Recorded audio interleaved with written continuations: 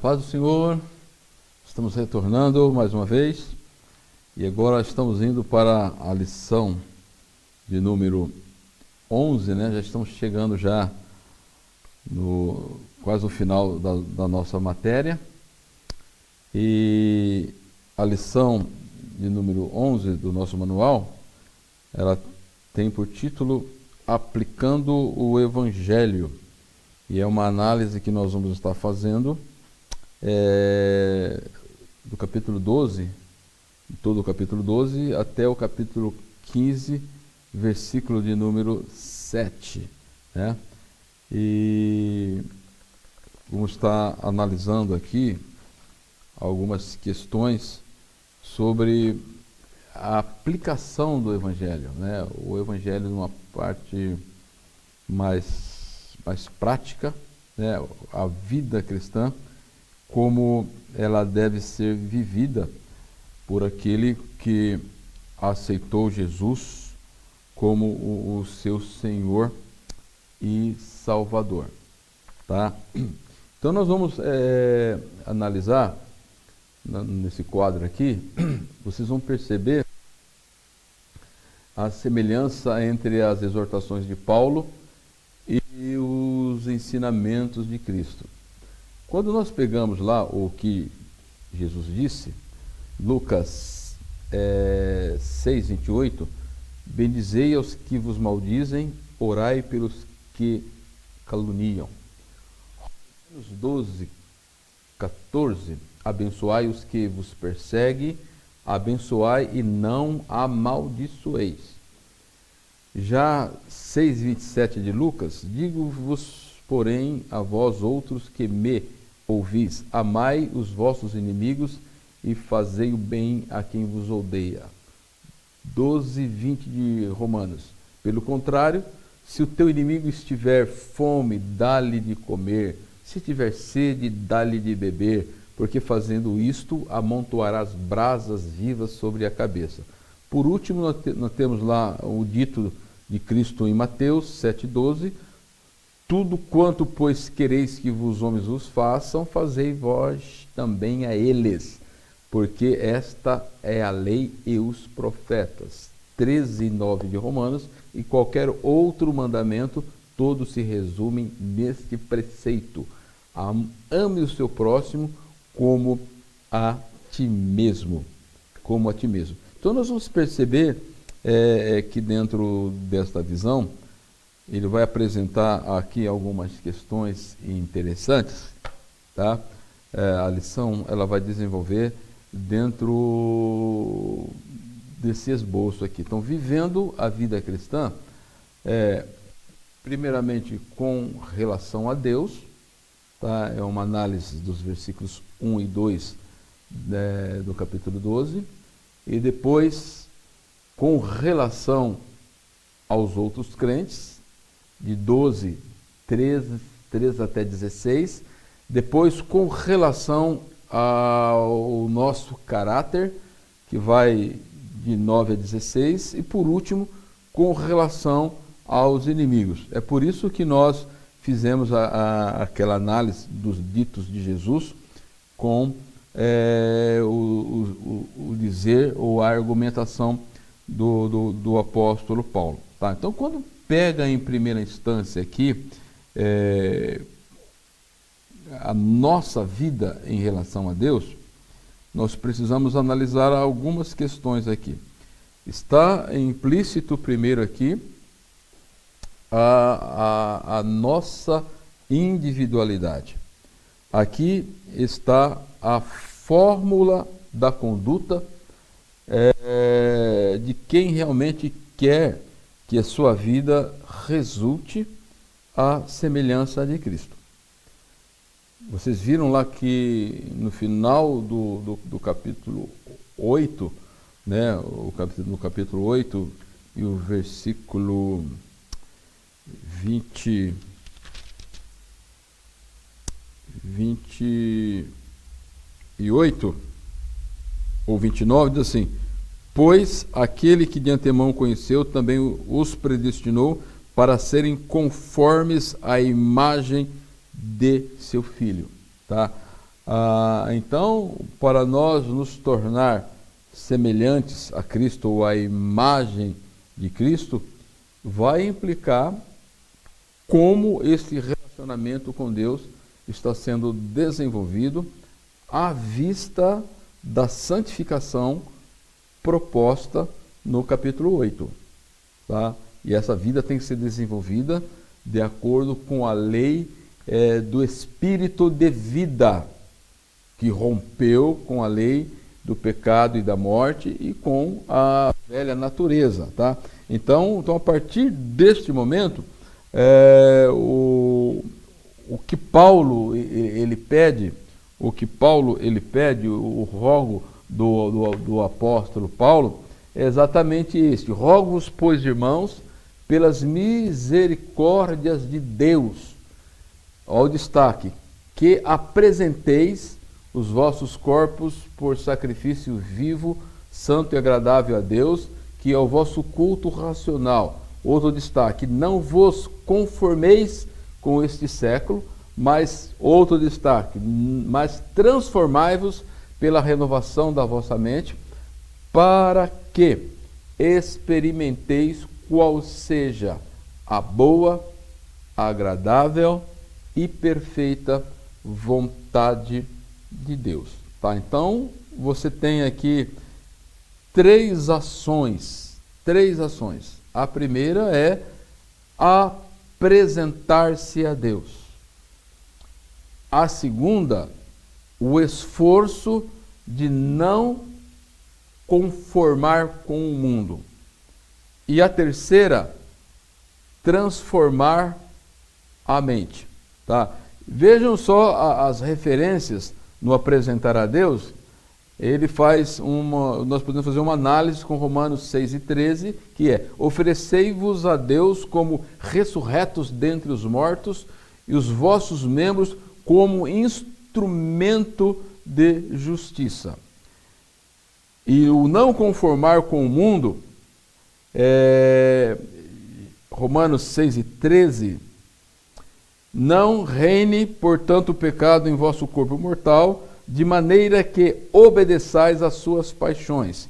Versículo 13, 12:13, e nem ofereceis cada um os membros do seu corpo como instrumento de iniquidade. Tá? Então, eu tenho que apresentar o corpo, e nessa apresentação está aí os meus membros. Não conformar, eu tenho que deixar de apresentar os meus membros como instrumento de justiça. Para que isto ocorra, é necessário transformar, uma mudança de mente, porque a lei do Espírito de vida em Cristo Jesus te livrou do pecado, da lei do pecado e da morte. Vós, porém, não estáis na carne, mas no Espírito, se de fato o Espírito de Deus habita em vós. Então, nesse apresentar, ele é um verbo ativo e demonstra algo que é necessário fazer. É imprescindível. Não, aqui não é a nossa capacidade ou habilidade que nos torna santo à vista do querer de Deus. É Deus quem faz o trabalho. Nós precisamos nos apresentar a Ele. O sacrifício vivo aqui equivale à ordem de Cristo.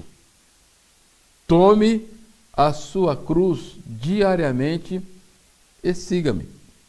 Tá? Então, a vida em sacrifício aqui não é simplesmente, para muitos crentes, né, aqueles momentos que você vai ao templo e fica lá 1 hora, 1 hora e meia, cantando, batendo palma e fazendo declarações, né, de amor, tal, cantando aqueles hinos.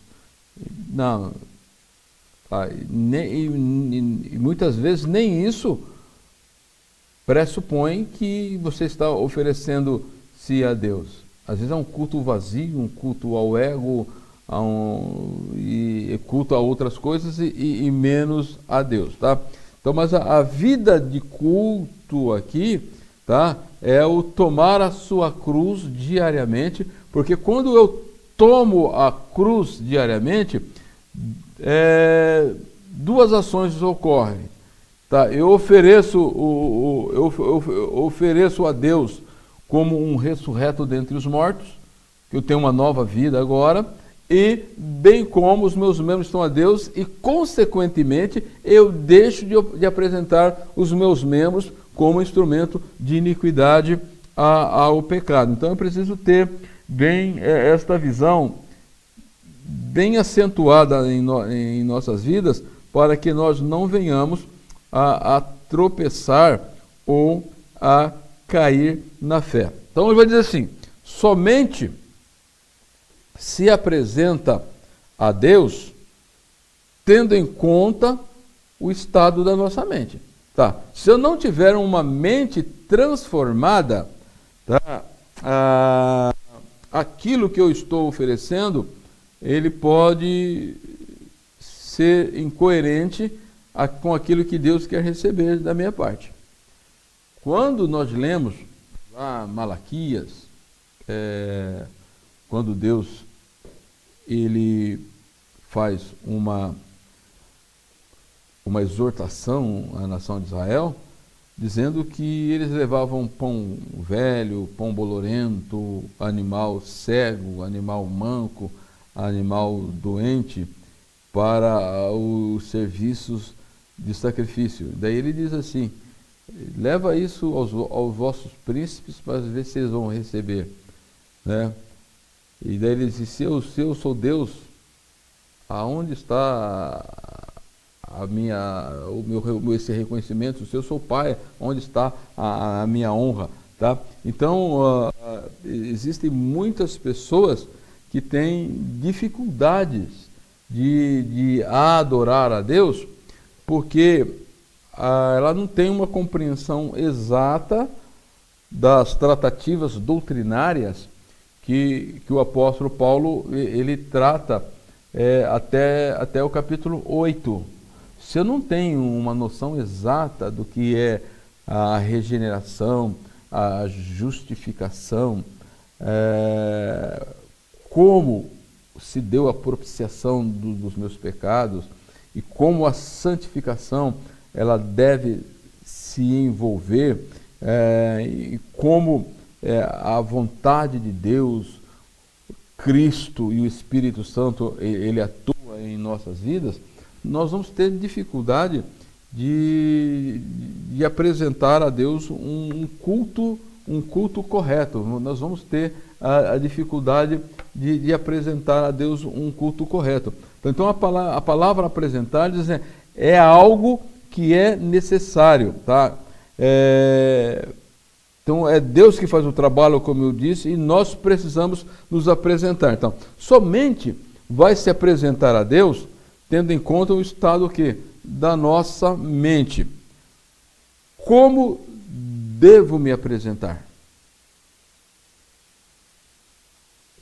Com o que eu não devo me conformar? E como se dá a transformação da minha mente? É preciso pensar certo.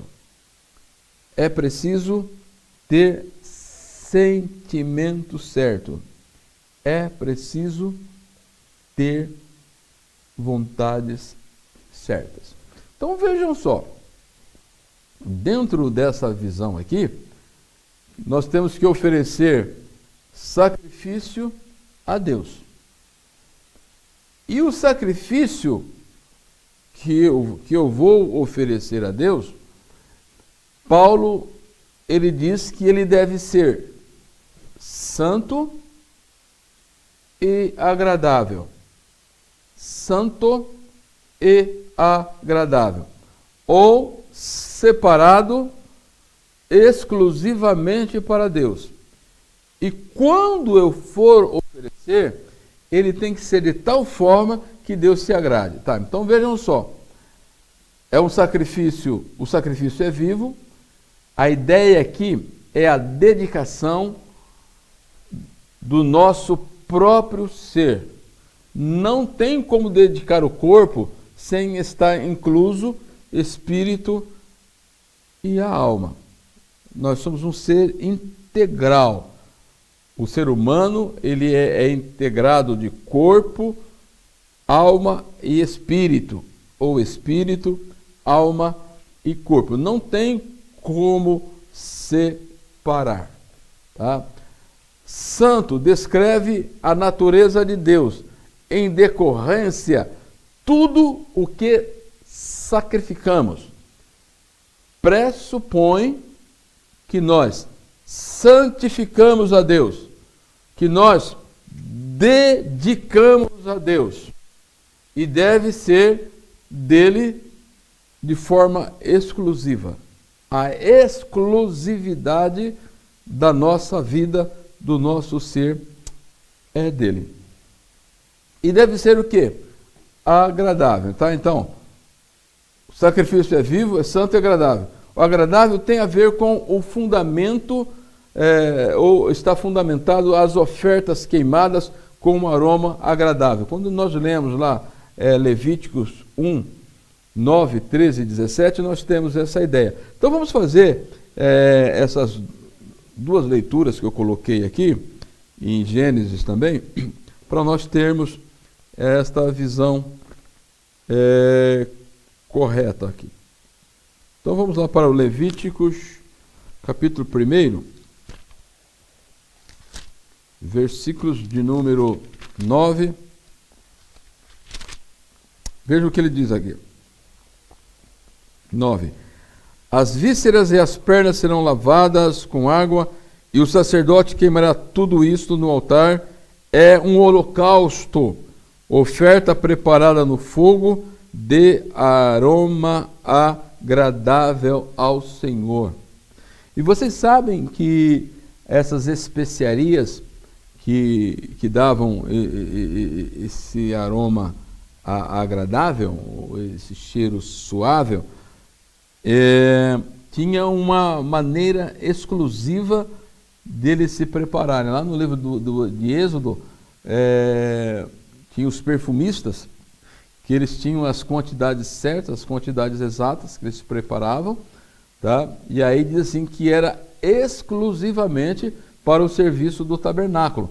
E se a pessoa usasse para outros fins, ela era morta, tá? Então vejam só o versículo de número 13, para realçar a ideia. As vísceras e as pernas serão lavadas com água, o sacerdote trará tudo isso como oferta queimada no altar.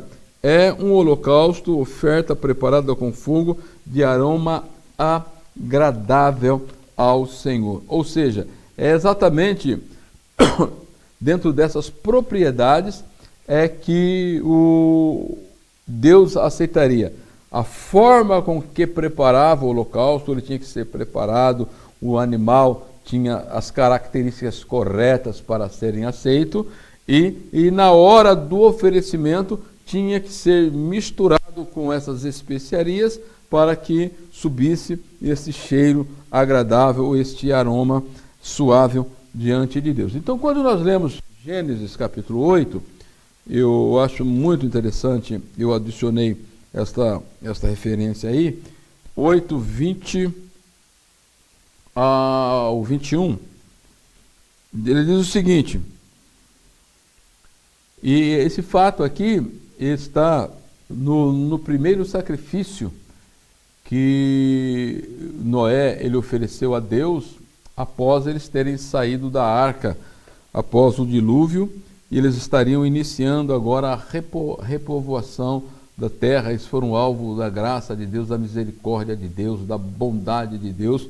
Eles foram livres do juízo das águas. Vejam só o versículo 20. Diz assim: depois Noé construiu um altar dedicado ao Senhor. Veja só a expressão aqui. Dedicado ao Senhor. E tomando alguns animais e aves puros, dedicando ao Senhor animais puros, tá? Ele construiu o altar, tá? Diz assim, e ofereceu como holocausto, queimando-os sobre o altar. Versículo 21. O Senhor sentiu o aroma agradável e disse a si mesmo.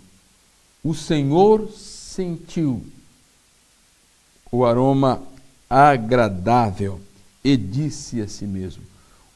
Em deliberação ou em resposta daquilo que o Noé, ele ofereceu a Deus, Deus se agradou, sentiu-se bem com aquela oferta, e aí Deus, ele delibera. Deus, ele manda ou faz uma ação, e a ação é esta: nunca mais amaldiçoarei a terra por causa do homem, pois o seu coração é inteiramente inclinado para o mal desde a infância, e nunca mais destruirei todos os seres vivos como fiz desta vez. Então você percebe como o culto ele é importante, a natureza do culto que nós oferecemos a Deus, tá? Então a ideia é a seguinte: então, como devo me apresentar, com o que não devo me conformar, e como se dá, ou como a transformação da minha mente ela ocorre. Está em voga aqui a maneira de pensar, a maneira de sentir e as nossas vontades, Então, veja algo aqui. Tá. Então, nós temos aqui eu preparei essa ilustração aqui para mostrar um pouco a vocês, lá no Salmo 119 e 9, diz que o caminho ele é purificado quando se observa a palavra do Senhor. Então, vou dar um pulinho lá no Salmo, para pegarmos o contexto, o Salmo 119, e os versículos 9. O versículo 9 diz assim: como pode o jovem manter pura a sua conduta ou purificar o seu caminho? Daí a resposta é vivendo de acordo com a sua palavra, ou observando segundo a sua palavra, tá? E já o Salmo 119, versículo 115, vai dizer que lâmpada para os nossos pés e luz para os nossos caminhos é a palavra do Senhor. Ou seja, então, o cristão que se oferece em sacrifício vivo, santo e agradável a Deus, ele precisa caminhar, tá? Observando o seu caminho de acordo com a palavra de Deus. Se ele não fizer isto, ele corre o risco de tropeçar ou de oferecer os seus membros como instrumento de iniquidade. Então, nessa balança aqui, é que nós vamos perceber. E a Bíblia vai dizer que a palavra do Senhor, ela é lâmpada para os pés, ou seja, para as questões imediatas. A cada passo que eu vou estar dando, eu tenho que fazer em conforme com a palavra do Senhor. É luz, é lâmpada para os pés, e luz para o caminho é que pode projetar as decisões da minha vida para o futuro. As pessoas que já moraram em sítio, ou quem lá do século passado, e que morou em sítios, e realmente, na época que a energia elétrica não era acessível a todo mundo, e as pessoas se utilizavam dos famosos candeeiros, ou lampião, lamparina, né? E muitas casas tinham, no sítio, tinham até o mictório, era fora, ficava uma certa distância, e os outros afazeres, e quando a pessoa precisava sair, pelo menos numa noite sem lua, muito escuro, saía com a lamparina, né? E você vai perceber que a lamparina, ela só ilumina aonde você vai pisar. Você ia com a lamparina na frente, aonde você ia pisando, né? E é exatamente, então a palavra do Senhor é lâmpada para os pés, ou para as decisões imediatas, no seu cuidado diário, e luz para o caminho, que projeta lá para o futuro, Então, a nossa relação com Deus, ela deve ser pautada dentro destas perspectivas, e nós precisamos tomar muito cuidado para não sermos tolhidos, né, diante de Deus. A outra proposta que nós vimos, e que o manual ele coloca aqui, é a nossa vida cristã, ela deve ser vivida com relação aos outros crentes, ou às pessoas que fazem parte da nossa comunidade, tá? É isso que Paulo ele tenta destacar aos crentes que estavam em Roma. Então, quando nós lemos pelo menos os versículos de 3 a 5, nós temos o seguinte esclarecimento. Porque, pela graça que me foi dada, digo a cada um dentre vós que não penseis de si mesmos além do que convém. De si mesmo além do que convém. Antes, pense com moderação, segundo a medida da fé que Deus repartiu a cada um. Vocês se lembram que Paulo diz que o justo, ele vive da sua fé? E qual é a medida da nossa fé? Vocês se lembram que os discípulos, depois de um momento lá no mar tumultuado, lá e com Jesus, eles pediram: Senhor, acrescenta-nos a fé. Então, a fé, ela pode diminuir ou pode aumentar na vida do cristão, tá? Então, é segundo a medida da fé que Deus repartiu a cada um. Então, a ideia que nós vamos ter aqui é que dentro da comunidade, porque existem pessoas que querem que os crentes sejam como assim, que saiam de uma linha de produção, né?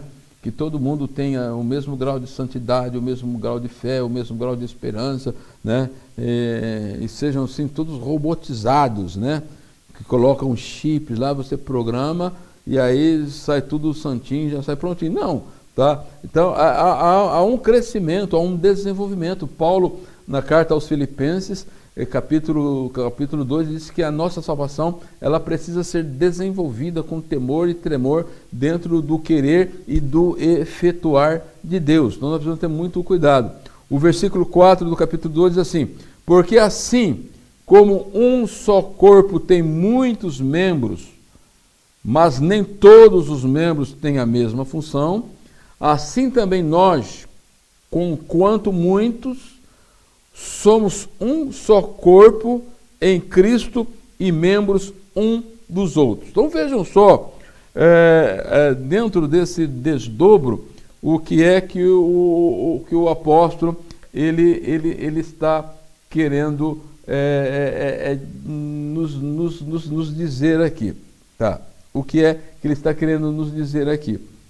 Que dentro desta relação de mudança de caráter e de natureza, tá? O cristão, tá? Nessa relação que ele vai desenvolver com os irmãos aqui, é uma pessoa que necessariamente ele passou por essa metamorfose, tá? Ou mudança de caráter, ou mudança de natureza, que é possível sim ele desenvolver as relações que ele coloca aqui dos versículos 3 aos 16, que ele tem como desenvolver sim essas relações. Por quê? Porque nós começamos, tá, ao padrão deste mundo, tá? O processo contínuo de mudança pela renovação da nossa mente, e vamos nos tornar no alvo final a semelhança de Cristo, tá? Então você vai ter o que aqui? O velho eu com suas práticas, tá? Nós temos que deixar sendo renomado em conhecimento. Vamos passar por uma remodelagem, tá? Coloque os seus corações e mente nas coisas de cima. Mortifiquem o que pertence à natureza carnal, que pressupõe o quê? A crucificação com Cristo, tá? Você sai do velho eu para o novo eu, tá? O seu velho eu, ele é corrupto em seus desejos enganosos, conforme Efésios, tá? E deve ter o quê? Uma mente renovada. Então você sai do velho para um novo eu, criado para ser conforme com Deus em verdadeira justiça e santidade, tá? Daí, então você percebe, quando nós começamos, estamos sendo transformados, né, à semelhança de Cristo. Então 2 Coríntios capítulo 3, versículo 18 diz assim: e todos nós, com o rosto desvendado, contemplando como por espelho a glória do Senhor, somos transformados de glória em glória na sua própria imagem, como pelo Espírito do Senhor, tá? Então quando você percebe essa questão, quando você pega a relação entre os outros crentes, quando você tem essa ideia, ela é muito mais prática de ser desenvolvida, muito mais prática de ser desenvolvida, tá? Então ele inicia com a argumentação aqui, ilustrando que todas essas pessoas transformadas, uma nova vida, uma nova natureza, uma nova dinâmica de vida, tá? Elas são inseridas dentro de um corpo, e segundo o texto aqui, que Paulo ele diz assim, porque assim como num só corpo tem muitos membros, tá? E os membros, nem todos os membros têm a mesma função, tá? Então cada pessoa aqui, ela é inserida no corpo de Cristo. E somos membros do corpo de Cristo. E cada um tem aí uma função a desempenhar conforme a deliberação divina. A deliberação é de Deus. E tais dons, eles são segundo a graça que nos é dada, de acordo também com o que? A medida da fé. Eu tenho a graça de Deus sobre a minha vida e desenvolvo conforme a medida da fé. Então, segundo a graça que nos foi dada, Cristo, então, ele vai se expressar através da igreja. Ele vai se expressar através da igreja. É por isso que os versículos de 6 e 7 e 8 do capítulo 12 diz o seguinte: tendo, porém, diferentes dons, segundo a graça que nos foi dada, se profecia, se segundo a proporção da fé. Tá? Então ele vai elencar aqui vários dons que estão à disposição da igreja. São 1, 2, 3, 4, 5, 6, 7. Tá? Dentro desse contexto aqui, tá? Dentro desse contexto. Então vamos analisar, não vamos nos ater para os que estão lá na carta aos Coríntios. Vamos analisar de acordo com o manual aqui, tá? Então, profetizar. Ele diz assim: aquele que profetiza deve ser segundo a proporção da fé, ou a medida da fé. Tá? Daí ele vai dizer: servir ou ministério. Dediquemos ou tem que ter dedicação. Depois ele vai dizer, o que ensina, esmera-se em fazê-lo.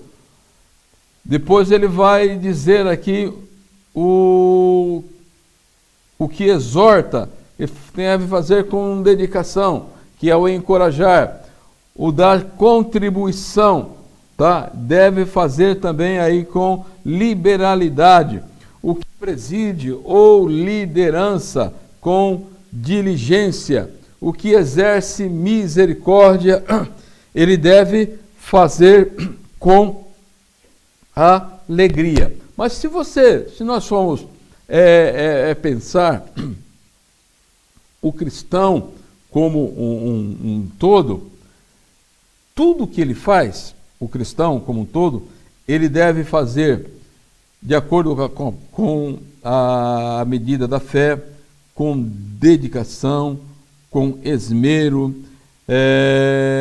com liberalidade, com diligência e com alegria. A vida do cristão, ele deve ser o composto com todas essas características.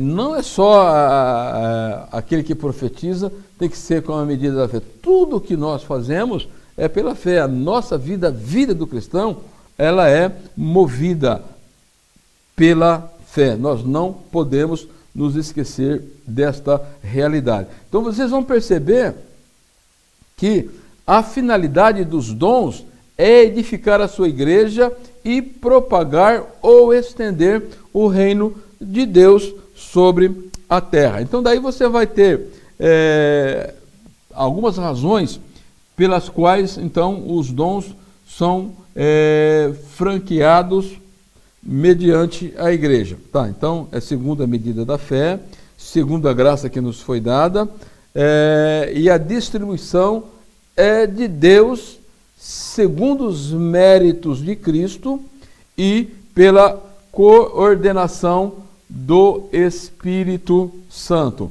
ou pela coordenação do Espírito Santo. Então aí você vai ter algumas coisas que nós precisamos analisar. A vontade de Deus. Tá? A vontade de Deus, ela é boa, agradável e perfeita. E ela age no cristão conforme a medida da fé que cada um. É Deus que reparte. Em segunda instância, nós precisamos não perder de mente. Somos um só corpo em Cristo. Então, ou seja, individualmente, somos colocados no corpo, em razão pela qual somos membros uns dos outros.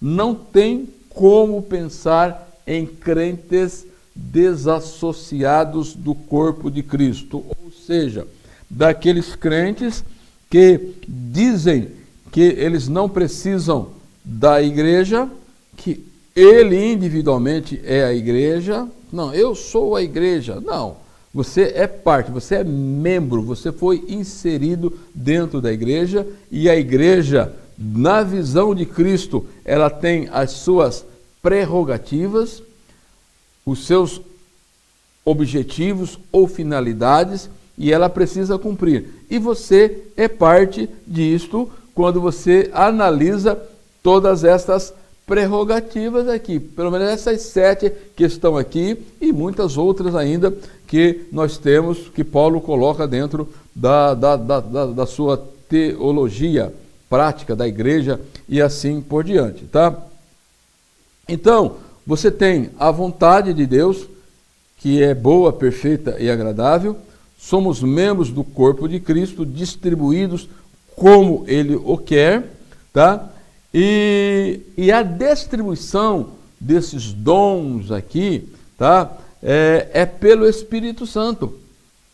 O Espírito Santo que é o administrador. Isto não isenta cada crente da responsabilidade de instruir-se na palavra de Deus e bem como das práticas do jejum, da oração e da sua fidelidade a Deus. Ou seja, então, a relação com os irmãos, tá? Ela pressupõe essas três coisas. A vontade de Deus, somos inseridos no corpo de Cristo e é o Espírito Santo que atua, tá? Então, todas essas questões. E para mim entender como eu devo executar ou realizar esses trabalhos, eu vou depender o quê? Da instrução da palavra de Deus, do jejum, da oração e da minha fidelidade a Deus.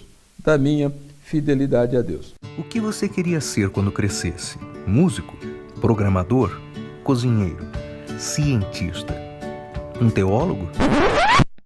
Na verdade, você é teólogo e não sabe. Neste livro de autoria do pastor Gunnar Berg, você vai perder o medo da teologia, vai perder o medo de estudar a Bíblia sozinho e vai descobrir como é fácil conhecer verdadeiramente a Deus a partir de sua palavra. É hora de descobrir como se forma uma doutrina bíblica e aprender quais as necessidades devocionais de um teólogo. Afinal, você é teólogo, só não sabe ainda.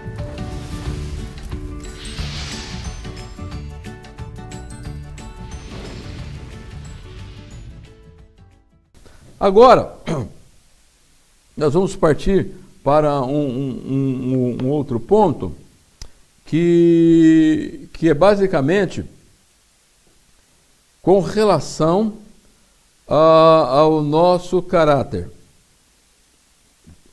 Tá? O nosso caráter. Ou seja, um dos propósitos da vida sacrificial dedicada a Deus é para que nós venhamos a experimentar aquilo que Deus ele preparou para nós segundo a sua boa, agradável e perfeita vontade. Então, o grande problema hoje de muitos cristãos, de muitos crentes, é que eles não experimentam aquilo que Deus tem para eles. Ou eles vivem como cristão, mas não são cristão. E quando vivem como cristão, né? Mas não são, porque eles não compreendem a salvação no seu aspecto mais amplo, nas aplicações que Deus fez e aquilo que Deus espera de nós. Aquilo que Deus espera de nós. Então vamos analisar, e a análise aqui da nossa relação quanto ao nosso caráter está dos versículos 9 ao versículo 16 aqui do capítulo 12, tá? Então, o caráter e os dons, quando você percebe, eles estão intimamente ligados, tá? Quando você pensa em caráter, o termo caráter, ele procede do grego, que é caracter, e significa literalmente estampa, impressão, gravação, sinal, marca ou reprodução exata. Tá? Que em tese são as qualidades de uma pessoa ou a qualidade de um ser aprovado ou a qualidade de um ser justo. E justo aqui é estar ajustado a Deus, tá? E esse ajustamento aqui, ele está exatamente lá no capítulo 12,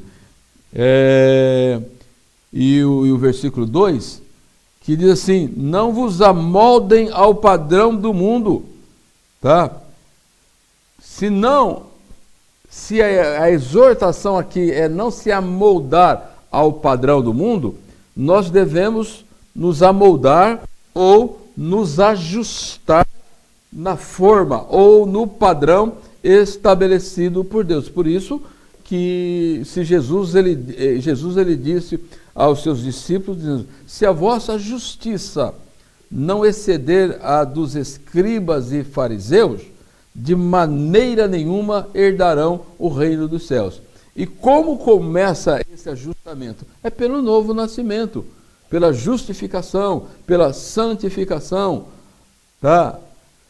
Um caráter que não passou por esses aspectos, ele tem problema. Ele é um crente desajustado ou amoldado aos padrões do mundo, tá? Então nós temos aqui algumas questões que ele vai colocar, tá? Algumas questões. Então, só lembrando aqui, essa questão de caráter, voltando um pouquinho aqui, a única ocorrência que essa palavra ela aparece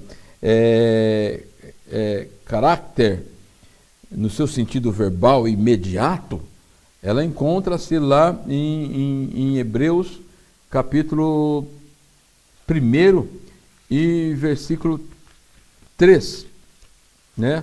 Onde vai dizer que o Senhor Jesus, tá? Diz assim, o Filho é o resplendor da glória e a expressão exata do seu ser, tá? Quando Paulo diz que o propósito de Deus é que nós nos tornamos semelhantes a Cristo, tá? Então a ideia que tem aqui é preciso ser estampado no nosso caráter as características do caráter de Cristo. Ser semelhante a Cristo, tá? É por isso que o escritor diz que Cristo é a expressão exata de Deus quanto à substância, essência ou natureza. E Cristo, Paulo vai dizer que nós morremos à semelhança de Cristo, fomos sepultados à semelhança de Cristo e ressuscitamos à semelhança de Cristo para termos uma novidade de vida ou uma vida nova. Tá? Então o caráter ele tem que condizer necessariamente com o caráter de Cristo, ou seja, segundo o propósito daquele que nos predestinou, né? Para que cada pessoa seja conforme a imagem de Cristo. Somente então, dentro desta circunstância, ou desse desenvolvimento da santidade, é que a pessoa ela pode o quê? Experimentar a boa vontade de Deus. É aquilo que o Salmo 34 e versículo 8 diz assim, provai e vede que o Senhor é bom, provai e vede que o Senhor é bom. Ou seja, então o cristão ele tem aí as estampas ou as marcas de Cristo, e uma das marcas determinante é o amor.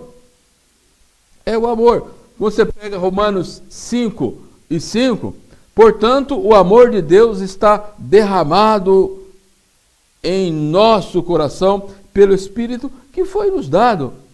Então me imagine só, então um cristão inundado com o amor de Deus, então o amor ele vai revelar aí algumas características. Então vejam só, então qual deve ser a reação do cristão? No quadro que nós temos aqui é o seguinte, então o caráter cristão e o exercício dos dons sobre a estampa de amor de Deus ou do amor de Deus. Como reagir ao bem e ao mal? O amor seja sem hipocrisia, detestai o mal, apegando-se ao bem. Tá? Então, o amor deve ser sem hipocrisia. Esta é a reação que se deve ter. Tá? E tem crente que tem dificuldade com isso. Se tem dificuldade com isso, é porque ele está incompleto dentro do crescimento, do desenvolvimento da sua santificação, que culmina com a sua dedicação total a Deus. Depois, aos irmãos, o amor afeiçoa-se com cordialidade. Amai-vos cordialmente uns aos outros, com o amor fraternal, preferindo-vos em honra uns aos outros. Vejam só que aqui nem coloca o ágape, o amor fraternal. Sejam fraternos. E aí ele vai uma outra reação. Como reagir? Como reagir ao trabalho de qualquer tipo? O amor não é remisso no zelo. No zelo, não sejais remisso, sedes fervorosos de espírito, servindo ao Senhor. Como reagir às diversas circunstâncias? O amor regozija-se na esperança. Regozijai-vos na esperança, sede pacientes na tribulação, na oração, perseverantes. Como reagir às suas posses? O amor sempre compartilha. Compartilhai-vos as necessidades dos santos, praticai a hospitalidade. Então vocês vão perceber que o apóstolo Paulo, então ele começa a desdobrar esta ideia, e aí ele continua seguindo aqui. Como reagir aos perseguidores? O amor abençoa. Abençoai os que vos perseguem e abençoai e não amaldiçoeis. Vocês percebem que no Sermão da Montanha, Jesus ele trata com essa questão. Como reagir às circunstâncias do próximo? O amor e a prática circunstancial. Alegrai-vos com os que se alegram e chorar com os que choram, tá? Então nós precisamos ter esse equilíbrio. Como reagir às posições e às hierarquias? O amor nutre o verdadeiro sentimento. Tende o mesmo sentimento uns para com os outros, em lugar de serdes orgulhosos, condescendei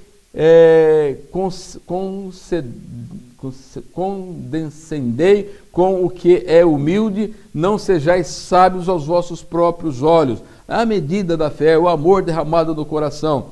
Como reagir àqueles que se mostram inimigo? O amor sempre faz o bem. Não torneis a ninguém mal por mal, esforçai-vos por fazer o bem perante todos os homens. Como reagir a todos os homens? O amor é manso.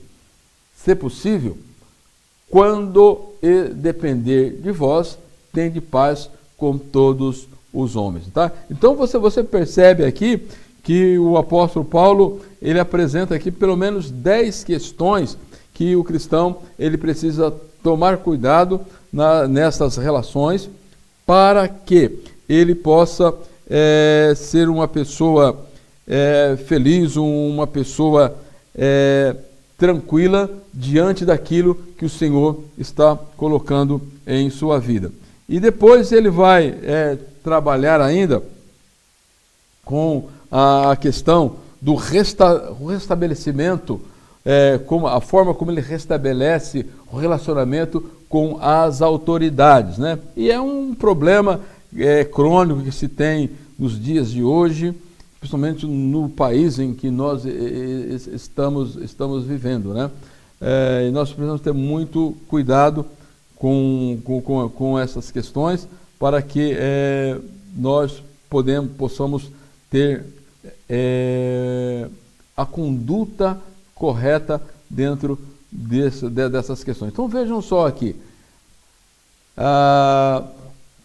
Então o cristão ele está inserido no corpo de Cristo, ele tem a comunidade que é a igreja, mas ele está vivendo na nação. O próprio Senhor Jesus, lá na oração dita sacerdotal, ele ora para que não nos tirasse do mundo, mas nos guardasse do mal. Então você veja aqui, a igreja ela está estabelecida por Deus, a nação estabelecida por Deus também. A igreja é governada por Cristo, a nação governada por um chefe de Estado, que Deus permite. A igreja, as autoridades são os ministros, na nação as autoridades são políticos, aquele que trata das coisas da cidade. A igreja controlada por amor, a nação controlada por lei. A igreja, os membros são todos os crentes salvos, na nação, os membros são todos os cidadãos. A igreja é financiada pelos dízimos e ofertas das suas ações, a nação financiada pelos impostos. Tá? Então, a todo o que é devido, a todos o que é devido. Romanos 13:7. Tributos, pague os seus impostos. Alfândega, pague os direitos sobre a importação. Respeita as suas autoridades. Honra os seus dirigentes. Então você percebe como que Paulo, no aspecto prático, ele trabalha muito bem com isso. Então, aquele que toma a sua cruz, tá? Ele deve ter bem esta noção aí, tá? Então a vida cristã, ela se desdobra exatamente dentro desta visão. Então a cruz é símbolo de rejeição. A cruz implicava na perda da reputação e das ambições impróprias. A cruz implicava em ficar exposto à vergonha. Paulo dizendo, não me envergonho do Evangelho, estou crucificado com Cristo. A cruz significa separação, significa sofrimento e perda física, implicava em levar a culpa. A cruz significava associação e comunhão com Cristo. Romanos 11:13 assim, andemos dignamente como em pleno dia, não em orgias, em bebedice, não em imundícias e dissoluções, não em contendas e ciúmes, mas revestivos de Cristo. Nada disponhais para a carne no tocante às suas concupiscências. E finalizando, ele vai demonstrar aqui o relacionamento dos crentes fortes e os crentes fracos. Tá? Só para terminar aqui, ele coloca que nós, como salvos, precisamos ter cuidado ou manter a unidade, porque dentro dessa unidade, ele vai dizer, vocês que são fortes, suportai os fracos. Tá? Então Paulo vai trabalhar com dois extremos da vida cristã. Os que se julgam fracos e os que se julgam fortes. Deus, o que ele quer aqui é uma vida controlada e equilibrada pelo Espírito Santo, tá? Crente forte e crente fraco é um problema dentro do contexto da igreja.